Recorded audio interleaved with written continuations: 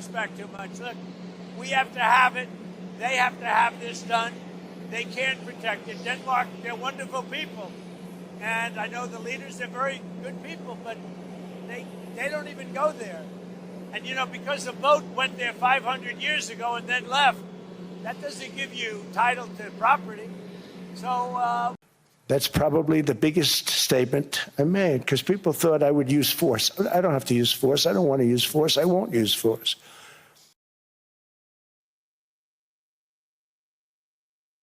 दोस्तों, देखा आपने क्या हुआ?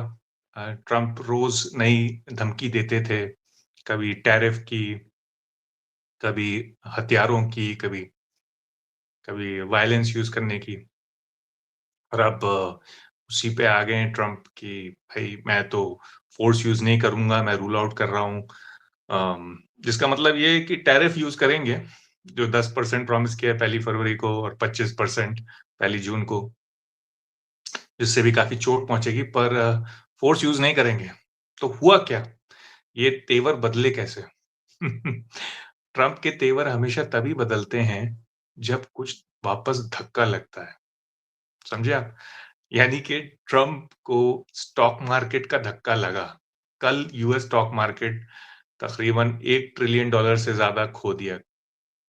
जैसे पिछली बार जब टैरिफ बहुत ज्यादा हो गए थे तो ट्रंप को एक धक्का लगा था, बल्कि 2 धक्के लगे थे।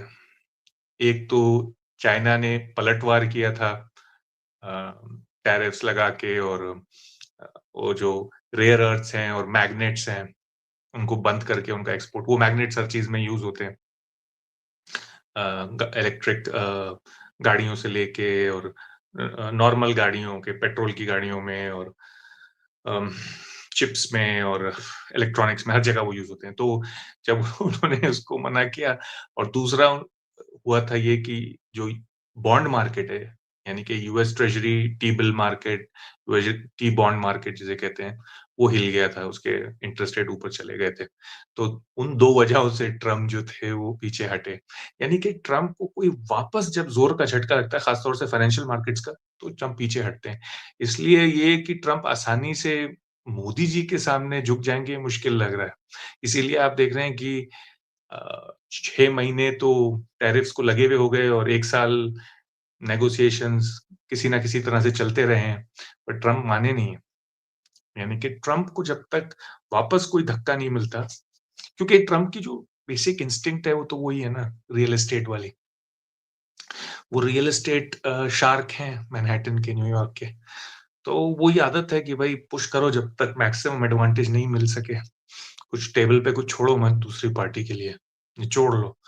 तो उनको जब कल ये स्टॉक मार्केट का झटका लगा, कल रात तक इनके तेवर अलग थे, कल शाम तक, और जैसे ही स्टॉक मार्केट गिरना शुरू हुआ, इनको बताया गया।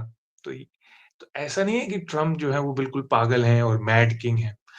वो अपनी ये जो है नेगोशिएटिंग टैक्टिक यूज करते हैं, नेगोशिएटिंग स्ट्रेटजी, और उन्होंने जहां तक कर सकते थे किया, क्योंकि उन्होंने देखा कि यूरोप तो है कमजोर, ना फौज है ना कुछ, और देखा कि डेनमार्क भी कमजोर है, इनको धकेलो। और यूरोप ने भी अपनी कमजोरी दिखाई, कुछ 2-4 सिपाही भेज दिए ग्रीनलैंड, और वो भी 2-4 दिन के लिए, ऐसा लगा जैसे हॉलीडे करके आ रहे हैं। तो उनको लगा कि ये तो कोई सीरियस है नहीं, और उन्होंने इसलिए बताया भी यूरोप को कि देखो, हमने तुम्हारे ऊपर इतने एहसानात किए हैं, तुम्हारे ऊपर हमने नेटो को फंड किया है पिछले 70-80 साल, तुम हमें इसके बदले इतना भी नहीं दे सकते। अगर तुम दोगे तो बढ़िया, अगर नहीं दोगे तो हम याद रखेंगे कि तुमने नो कहा था। तो अब भी धमकी तो दी है इन्होंने, और ये भी कहा कि हम सारा फंड करते थे पूरा का पूरा नेटो, जो थोड़ा एग्जैजरेशन है, इसमें कुछ सच है कि हाँ ज्यादातर पैसा अमेरिका ही देता था, पर थोड़ा एग्जैजरेशन भी है। और फिर बताया कि किस तरह से भाई तुम 30-40 बिलियन डॉलर का तो ट्रेड सरप्लस स्विट्जरलैंड का ही है सिर्फ, और मैंने कैसे स्विट्जरलैंड को ठीक किया, मैंने कैसे फ्रांस और यूके को ठीक किया, हमें फार्मास्यूटिकल्स महंगा पड़ता था, उनको सस्ता पड़ता था, वो मैंने कैसे बराबर किया, और कुछ डिटेल्स बताई कि कैसे मैंने मैक्रोन को ठीक किया नेगोशिएशन में।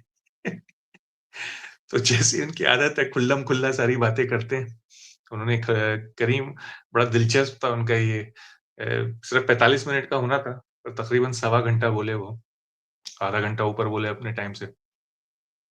पर कोई रोकने वाला तो था नहीं और लोग सुन रहे थे क्योंकि उन्होंने ये भी कहा कि भई अगर अमेरिका नहीं होता तो आप लोग सब आज जर्मन या जैपनीज़ बोल रहे होते।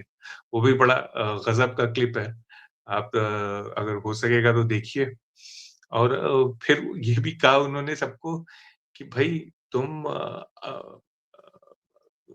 नाशुक्रगुज़ार हो और हमें तुमने लूटा है इतने बड़े-बड़े ट्रेड सरप्लस लगा के पिछले दशकों से और अब ये नहीं होगा। अब यानी कि टैरिफ लगेगा तुम पे और ये जो तुम समझ रहे हो कि तुम ग्रीनलैंड को सपोर्ट कर लोगे और मैं सुनता रहूँगा, ऐसा नहीं होगा। पहले 25% पहले 10% और फिर 25% लगेगा टैरिफ। तुम सबको इसका भुगतना पड़ेगा अपनी बदतमीज़ी का और सिर्फ़ अमेरिका ही इतना ताकतवर है कि वो ग्रीनलैंड को डिफेंड कर सकता है। अब आप पूछेंगे कि वो ग्रीनलैंड को चाहते क्यों हैं? ट्रम्प इतना ज़्यादा ग्रीनलैंड को क्यों चाहते हैं? तो आपको बिल्कुल एक गलत एनालिसिस मिलेगा हर जगह। चाहे वो अ, बीबीसी हो, चाहे वो टाइम्स ऑफ इंडिया हो, चाहे वो हिंदुस्तान टाइम्स हो, चाहे वो सीएनएन हो, सब गलत एनालिसिस दे रहे हैं। ट्रम्प असल में ग्रीनलैंड आर्कटिक सिक्योरिटी के लिए नहीं चाहते, वो इसलिए नहीं चाहते कि वो आइस मेल्ट हो जाएगी और वहाँ पैसेजेस खुल जाएँगे, ऐसा कुछ नहीं है। जब वो अपनी पहली टर्म में थे, तो उनके एक दोस्त ने आके उनके दिमाग में डाल दिया कि ग्रीनलैंड एक बहुत बड़ी टेरिटरी है, तुम इसको हथिया लो, इसमें बहुत अच्छी-अच्छी चीज़ें भी हैं। और तब से इनके दिमाग में ये बैठ गया है कि जैसे अमेरिका फैला पिछली सदी में, पिछली से पिछली सदी में यानी 19वीं सदी में अमेरिका जो था 19वीं सदी की शुरू तलक सिर्फ 13 स्टेट्स थी और वो सब अटलांटिक कोस्ट पे थी, समुद्री तट तट पे थी। फिर अमेरिका ने कई चीज़ें की, लुइसियाना परचेज़ हुआ जेफरसन के अंडर, फिर मेक्सिको से वॉर हुई, फिर उसमें बहुत सारी टेरिटरी आई, फिर न्यू मेक्सिको, एरिज़ोना ये वो कैलिफ़ोर्निया तलक, फिर स्पेन से वॉर हुई, उसमें टेरिटरी आई, फिर अलास्का का परचेज़ हुआ। तो उनको वो प्रेसिडेंट्स भी अच्छे लगते हैं जिन्होंने वो सब किया और वो चाहते हैं कि उनको भी ऐसे ही याद किया जाए और उनको लग रहा है कि उम्र का पड़ाव है। यानी कि वो भी 80 छू रहे हैं इस वक़्त। उनको पता है आखिरी 3 साल रह गए हैं आखिरी टर्म के। अब ज़्यादा वक़्त नहीं है, अब जो कर लो वो अभी कर लो। अपनी एक छाप छोड़ जाओ। वो क्योंकि वो एक नार्सिसिस्ट हैं, तो वो अपनी एक तारीख में छाप छोड़ना चाहते हैं। तो वो छाप कैसे छूटेगी? तभी छूटेगी जब अगर उन्होंने भी एक बहुत बड़ी टेरिटोरियल एक्विज़िशन की, यानी कि ग्रीनलैंड। अब आप देखिए वो मैप पे ऑलरेडी अपने जो कैबिनेट मेंबर्स हैं उनको दिखा रहे हैं कि देखो वो ग्रीनलैंड ही नहीं बल्कि कनाडा भी दिखा रहे हैं अमेरिका के मैप में। वो तो कनाडा पे भी नज़रें रखे हुए हैं। तो वो चाहते हैं कि अमेरिका को ग्रेट बना दें और अपनी छाप छोड़ जाएँ, ताकि लोग याद रखें। बल्कि उस मैप में वेनेजुएला भी अमेरिका के कलर्स में है। खैर वो तो कुछ ज़्यादा ही है, बट मुझे तो कनाडा भी कुछ ज़्यादा ही लग रहा है पर ग्रीनलैंड अब उनको मुझे लग रहा है कि मुश्किल हो गया अब मिलना। क्योंकि जब वो अ, ताकत के बल पे कह रहे थे, तब ज़्यादा लग रहा था कि ग्रीनलैंड उनकी झोली में आ जाएगा। पर अब सिर्फ टैरिफ की धमकी से शायद ना माने डेनमार्क और यूरोपियंस, ऐसा लग रहा है। पर ड्रीम तो उनका यही है और अ, वो भी एक सिंगल ट्रैक माइंड है उनका, तो वो लगे रहेंगे जब तक कुछ ना मिले। अब ये आप बिल्कुल भी ना सोचे कि वो सिक्योरिटी के लिए चाहते हैं, क्योंकि अगर वो सिक्योरिटी के लिए सिर्फ चाहते, तो 1951 की ट्रीटी है अ, डेनमार्क के साथ, जिसमें आप जितने दिल चाहे ट्रूप्स लगा सकते हैं यूएस। और थे एक ज़माने में हज़ारों ट्रूप्स थे यूएस के वहाँ पे। आप अब भी एक ही बेस है वहाँ पे, एक बेस यूएस का है, स्पेस फोर्स का। और सिर्फ अमेरिका के ट्रूप्स हैं इस वक़्त ग्रीनलैंड में तादाद में। जो यूरोपियंस ने भेजे हैं वो तो कुछ दर्जन लोग हैं। वो भी टेम्परेरी हैं, कुछ 1-2 दिन के लिए, 2-4 दिन में निकल जाएँगे वहाँ से। तो अगर अमेरिका चाहे तो अभी भी पूरा हथिया सकता है। इतने सिपाही एक बेस में भी इतने सिपाही कि पूरा हथिया सकता है। पर ये स्टॉक मार्केट को पसंद नहीं है। स्टॉक मार्केट हिल गया है। इन्वेस्टर्स ने ये बेट किया है कि भाई अमेरिका अब एक रिस्की कंट्री है और उन्होंने अपना कुछ पैसा विथड्रॉ किया। ज़्यादा नहीं गिरा है, 1.5-2% ही गिरा है स्टॉक मार्केट।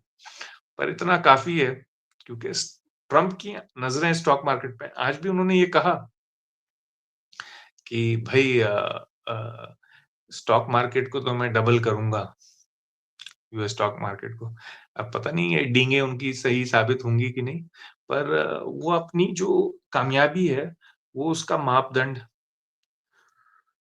स्टॉक मार्केट के परफॉर्मेंस से ही लगाते हैं।